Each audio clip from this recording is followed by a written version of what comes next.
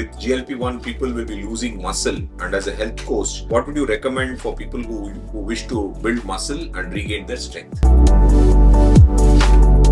Can anyone do strength exercises? How do you assess a client to see if they are fit to start fitness training? What is the role of aerobic exercises? Is only strength exercise enough?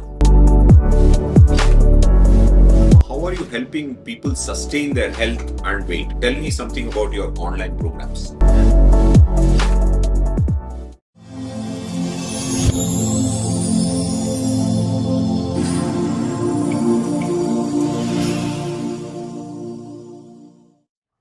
Hi viewers, subscribers and likers out there. So I'm dropping a video after a long time, and this time it promises to be very interesting because I have with me Miss Ruma. She's an internationally certified hormone and metabolism coach, certified by the International Sports Sciences Academy USA and the National Academy of Sports Medicine USA.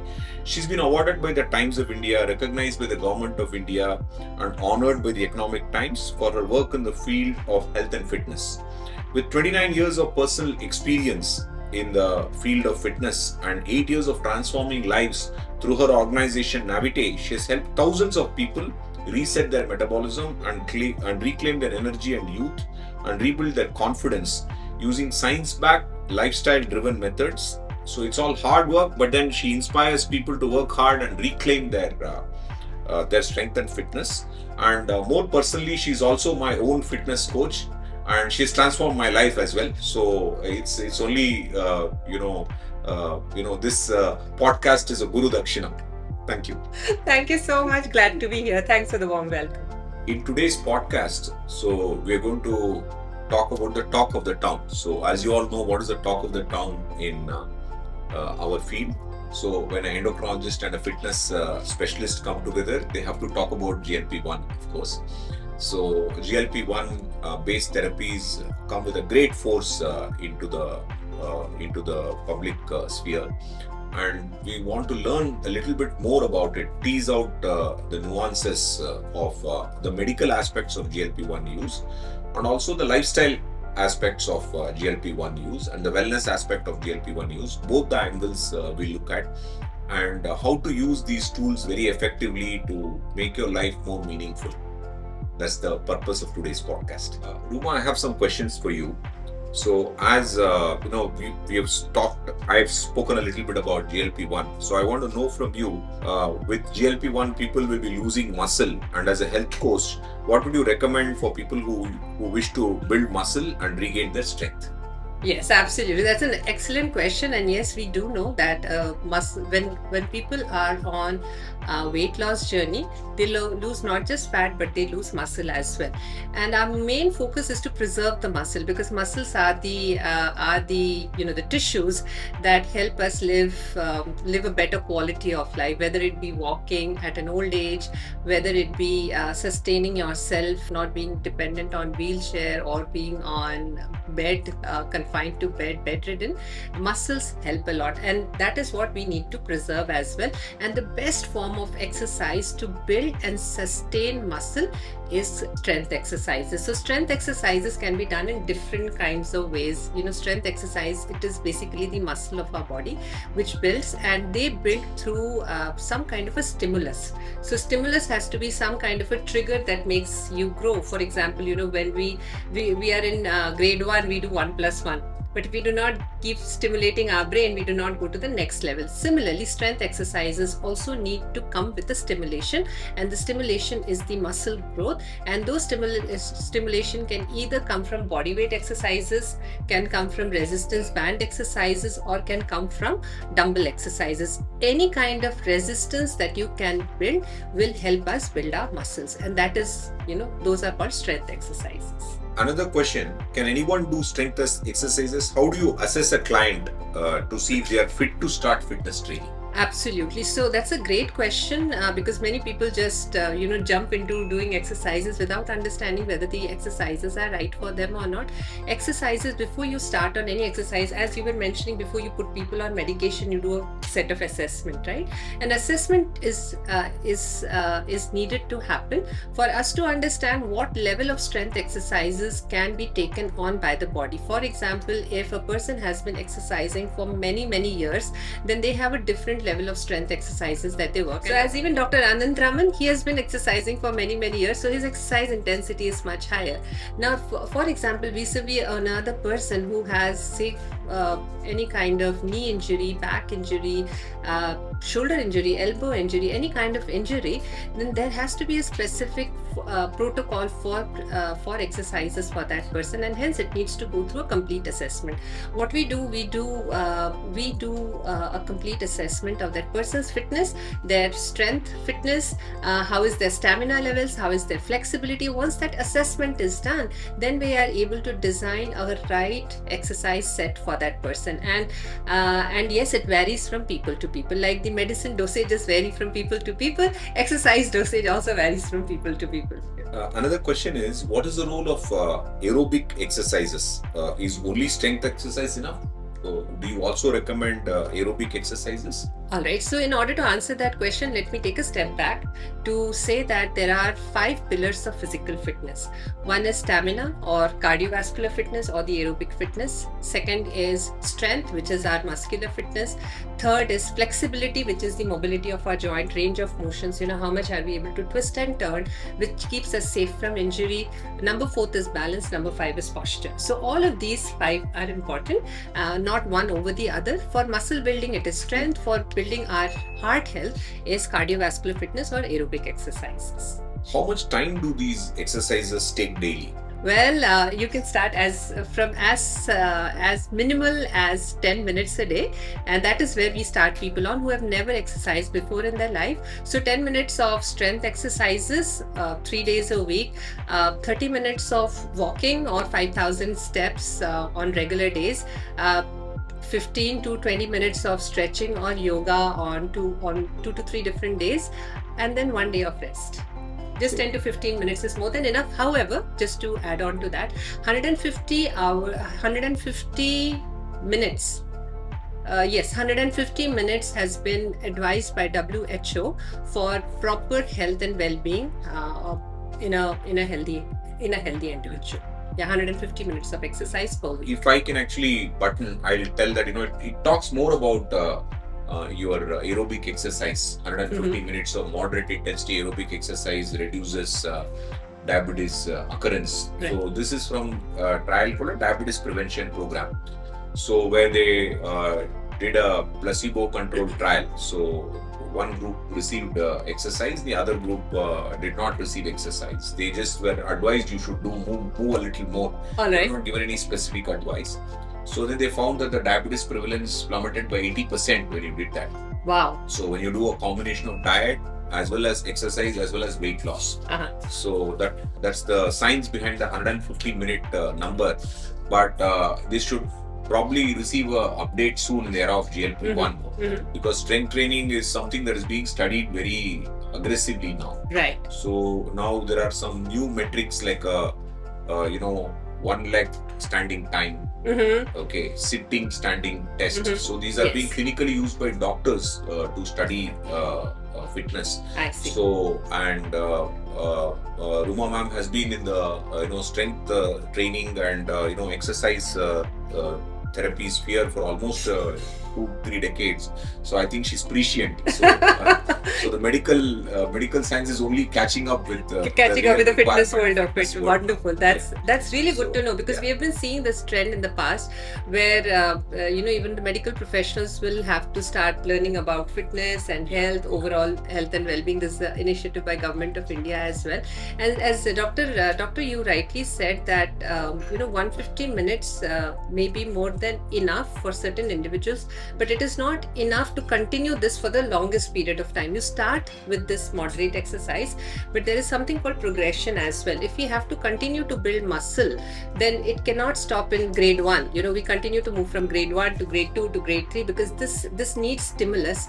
Body starts to get used to that level of trigger, and we stop progressing any further. So even in our programs, when we put people, and that every 4 to 6 weeks we progress the exercises, and even for cardiovascular exercise, where many people feel that they can just continue to walk for 30 minutes every day, that is oftentimes, to begin with, it's good, but oftentimes not enough if if you want to continue to improve your cardiovascular fitness. It has to increase. That's true. It kind of plateaus after some time. It kind of plateaus. Body gets used to it. New studies also which show that up to about 12,000 steps, there is an improvement in glucose control. After 12,000 steps, it doesn't improve. Yeah. So you keep doing the same thing over and over again, it probably does not help everyone. So it requires, two key points is that one is only walking is not going to help, or only jogging is not going to help. You need to do a mixture of exercises, and Mr. Ruma has pointed out that there is a range of things. There is a pillar of 4 or 5 pillars of fitness we need to focus on, and everything is equally important. So what happens if someone stops exercising? I know the answer to that. I think you can. Absolutely. So I'll just, like you're also good in giving metaphors. So I'm also good in giving metaphor. You continue to eat for some time, and then you stop eating. What happens? The same thing. The benefits that you get from doing the thing, it stops happening. You brush for one day and you do not brush the next day. What happens? You take bath one day, you do not take bath the other day. What happens? So exercise, many people are used to seeing that it is something that is outside of their life. Exercise has to blend in with our life. The way we exercise, the way we brush our teeth, we do our exercises also. So exercising is not separate from our life. It's a part of our life. Like we do our brushing, we do our prayers in the morning, we exercise as well. So when you stop exercising, we start losing all the benefits that we have gained from exercising. If it is muscle that we have gained, then we lose muscle if we stop exercising. If we have gained cardiovascular health benefits, then we lose that as well. We lose strength, we lose stamina, we lose flexibility as well when we stop. One important question. So can exercise cause injury? Especially you watch exercises online and you do it by yourself. Yeah. Can it cause injury? Yes. So like athletes get into injury because they are playing. Exercise can also cause injury, but exercise is in a controlled environment. Like athletes, they are on the ground playing. Oftentimes it's not controlled, but exercising is controlled. If you follow proper posture and we follow the right guidelines of kinesiology, biomechanics, then one should not get injured. And hence it is very important to first, number one, like we were discussing before, to understand what kind of exercises are suitable for my body. If it is not, like you mentioned, YouTube does not create exercise personalized for a person, and hence exercises which are personalized for me have lesser chances of causing injury, which has taken into consideration your biomechanics, the way you move, and bringing that into formation of your design will have much lesser risk of injury. Ms. Ruma, how are you helping people sustain their health and weight? Tell me something about your online programs. Absolutely, sure. So we help people to not just improve their weight, but primarily help them in boosting their metabolic health, helping women balance their hormones, and finally have a life where they are not just fitter, they are healthier and happier as well. The primary motto is not health, but health leading to happiness and leading to a life that they enjoy leading as well.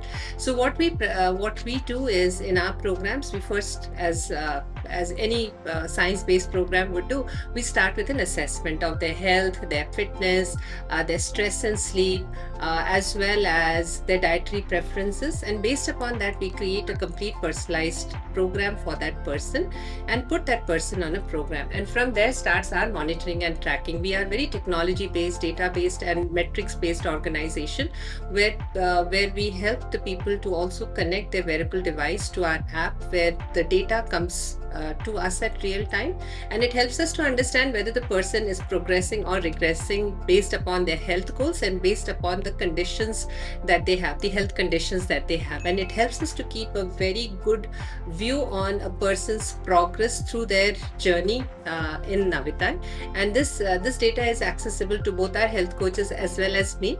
And as we move forward, when the person has attained their health goals, we spend the last few weeks in helping that person understand the sustainability principle that we call as the 80-20 principle. Like, sometimes people have the jalebis, the samosas, the 20% of indulgences and 80% of healthy lifestyle. So what we say is that 80% you do good things to yourself. You take care of your body, you honor your body, you do your exercises, hydration, sleep, manage your stress well, do your meditations, do your mindfulness, and all of that you can do with us. The mindfulness sessions, the meditation sessions, improving your stress and stress and sleep recovery, you can do through us. And you do 80% good things, and 20% can be your indulgences, and they can be your weekend social parties, they can be your travels, they can be your birthday parties, anniversaries, your jalebis, the samosas, and they become your 20%. We help you identify what are those things that you can have which will still not impact your health journey. And this 20% is also very different for different people. You may be able to have samosas and your body may be able to deal with samosa better, whereas I can deal with jalebis much better. So we help you identify what are those 20% of the things that you can indulge in without damaging your health, and that is how we help people as well. So I have one last question for you. So this is a combined question. So can people who are planning for pregnancy, so I do get a lot of women who are planning for pregnancy, who are undergoing IVF, etc. So, and I'm asking for them. So can people who are planning for pregnancy do the exercises that you'll be suggesting? And once a woman is pregnant, so many of them do have diabetes also. So while being pregnant, would you suggest any modification to these exercises? Absolutely. So number one is, any person who is looking to get pregnant, both the husband and wife need to be very, very healthy, right? And both of them need to have good healthful practices.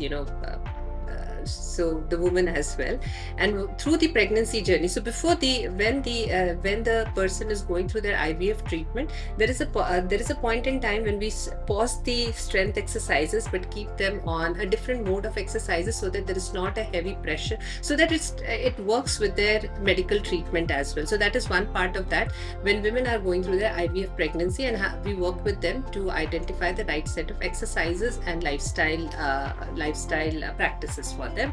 Sleeping well, managing stress better remains one of the high priority as well.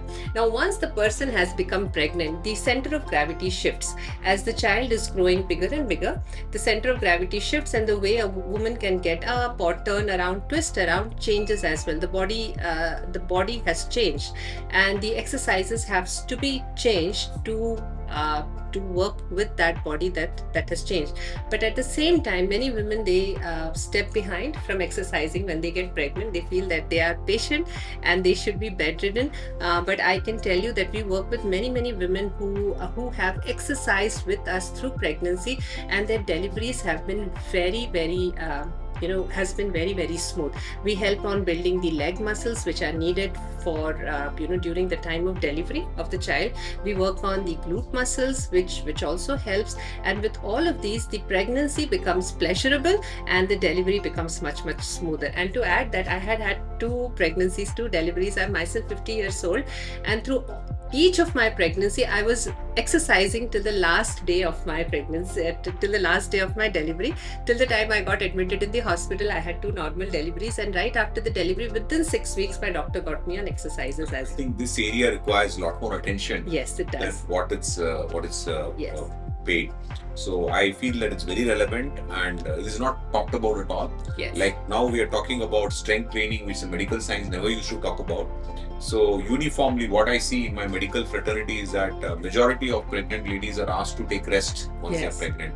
So which I feel is very artificial, and especially if they have diabetes or if they have hypertension, you have multiple chronic condition, exercise is only going to improve that. Yes, so it's not absolutely. going to do anything bad for it. Absolutely. And So I think, if you are in such a situation, I think you should reach out to Navitai. Absolutely. And doctor, to add to that also, it helps women with postpartum depression.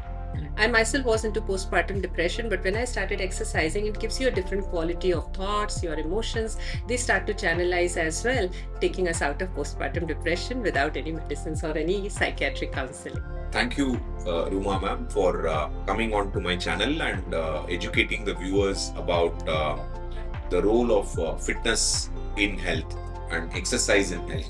So, there are two sides to a coin. So, medication is one side, and good lifestyle is the other side of the coin. So, both go hand in hand. And without a good physical trainer or a good physical training advice, it's impossible to elevate your quality of life to a decent level. So while medication may help you survive for a long time, what actually make you cherish life is actually the fitness and the dietary measures that you take. Thank you. Thank you so much.